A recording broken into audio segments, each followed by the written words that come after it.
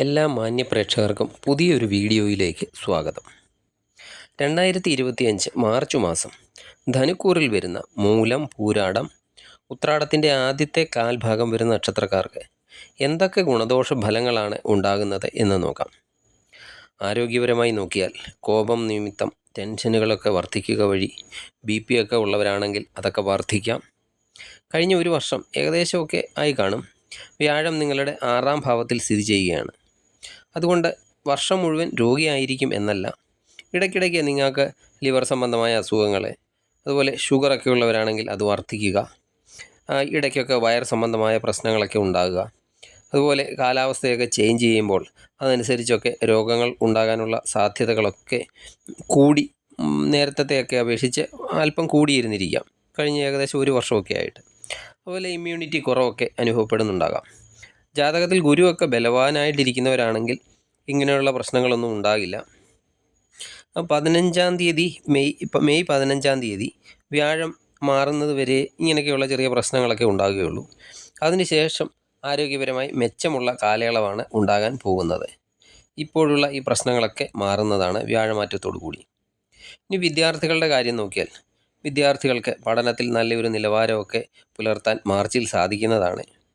പഠിക്കുന്ന കാര്യത്തിലൊക്കെ ചെറിയ ചില കൺഫ്യൂഷനുകളൊക്കെ ഉണ്ടാകാമെങ്കിലും അതൊന്നും നിങ്ങളുടെ പഠനത്തെ ബാധിക്കാൻ സാധ്യതയില്ല. പരീക്ഷകളിലുമൊക്കെ നല്ല രീതിയിൽ പെർഫോം ചെയ്യാനൊക്കെ സാധിക്കുന്നതാണ്. ഇനി വൈവാഹിക ജീവിതത്തിൻ്റെ കാര്യം നോക്കുകയാണെങ്കിൽ വൈവാഹിക ജീവിതത്തിൽ നിങ്ങൾക്ക് ഉത്തരവാദിത്തങ്ങളൊക്കെ വർദ്ധിക്കുന്നതാണ്.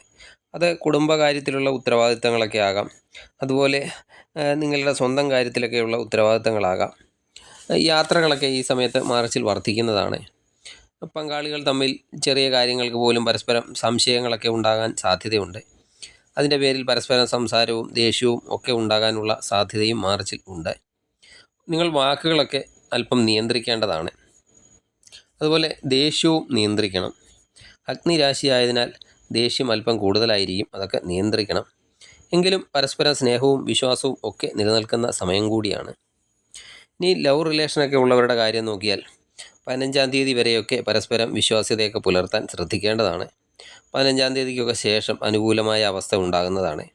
അതുപോലെ പരസ്പരം സ്നേഹിക്കുന്നവർ തമ്മിൽ വിവാഹം നടക്കാനുള്ള സാധ്യതയും മാർച്ചിൽ കാണുന്നുണ്ട്. മാർച്ചിൽ നിങ്ങൾക്ക് സമൂഹത്തിൽ നല്ല സ്ഥാനമാനങ്ങളൊക്കെ ലഭിക്കുന്നതാണ്.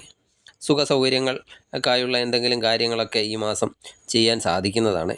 പുതിയ ഇൻവെസ്റ്റ്മെൻറ്റ് പ്ലാനുകളൊക്കെ നടപ്പാക്കാൻ സാധിക്കും. ഏർപ്പെടുന്ന കാര്യത്തിലൊക്കെ ഭാഗ്യത്തിൻ്റെ ഒരു സപ്പോർട്ട് മാർച്ചിൽ നിങ്ങൾക്ക് ഉണ്ടാകുന്നതാണ്. തൊഴിൽപരമായി നോക്കുകയാണെങ്കിൽ തൊഴിൽപരമായി പുരോഗതിയൊക്കെ ഉണ്ടാകുന്നതാണ്. എങ്കിലും തൊഴിൽ സ്ഥലത്ത് എന്തെങ്കിലും ചെറിയ കാര്യങ്ങൾക്കൊക്കെ അസന്തുഷ്ടി ഉണ്ടാകുന്നതാണ്.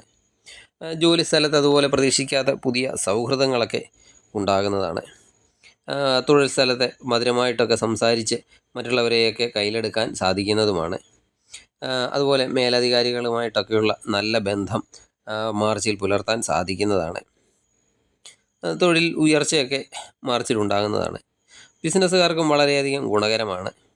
അതുപോലെ പങ്കാളിത്ത ബിസിനസ്സൊക്കെ ചെയ്യുന്നവരാണെങ്കിൽ അല്പം ശ്രദ്ധിക്കേണ്ടതാണ്. പരസ്പരമുള്ള വാക്കുകളൊക്കെ അല്പം സൂക്ഷിച്ചുപയോഗിക്കണം. അതുപോലെ ഇടപെടുന്ന കാര്യത്തിലും പരസ്പരം ബഹുമാനത്തോടു കൂടിയൊക്കെ ഇടപെടാൻ ശ്രദ്ധിക്കണം. ദൈനംദിന വരുമാനത്തിലൊക്കെ നല്ല വർധനവ് മാർച്ചിൽ നിങ്ങൾക്ക് ഉണ്ടാകുന്നതാണ്. മാർച്ചിൽ കൂടുതൽ ഗുണഫലങ്ങൾ ലഭിക്കാൻ വേണ്ടി മഹാവിഷ്ണു ക്ഷേത്ര ദർശനം നടത്തി പ്രാർത്ഥിക്കുക, അവിടെ കഴിയുന്ന വഴിപാടുകളൊക്കെ ചെയ്യുക. മാർച്ച് അവസാനം ശനിയൊക്കെ രാശി മാറുന്നതിനാൽ ഇപ്പോൾ മുതൽ തന്നെ ശനിയാഴ്ചകളിൽ ശനീശ്വരന് നീരാഞ്ജനം വഴിപാട് കഴിക്കുന്നത് ആരംഭിക്കുക. മാർച്ച് മാസം നിങ്ങൾക്ക് എല്ലാം കൊണ്ടും വളരെയധികം ഗുണകരമാകട്ടെ എന്ന് പ്രാർത്ഥിച്ചുകൊണ്ട് ഞാൻ നിർത്തുന്നു. വീഡിയോ ഇഷ്ടമായാൽ മാത്രം ലൈക്ക് ചെയ്യുക. സബ്സ്ക്രൈബ് ചെയ്യാതെ കാണുന്നവരാണെങ്കിൽ ദയവായി സബ്സ്ക്രൈബ് ചെയ്ത് കാണുക. മറ്റൊരു വീഡിയോയിലൂടെ വീണ്ടും കാണാം. നന്ദി, നമസ്കാരം.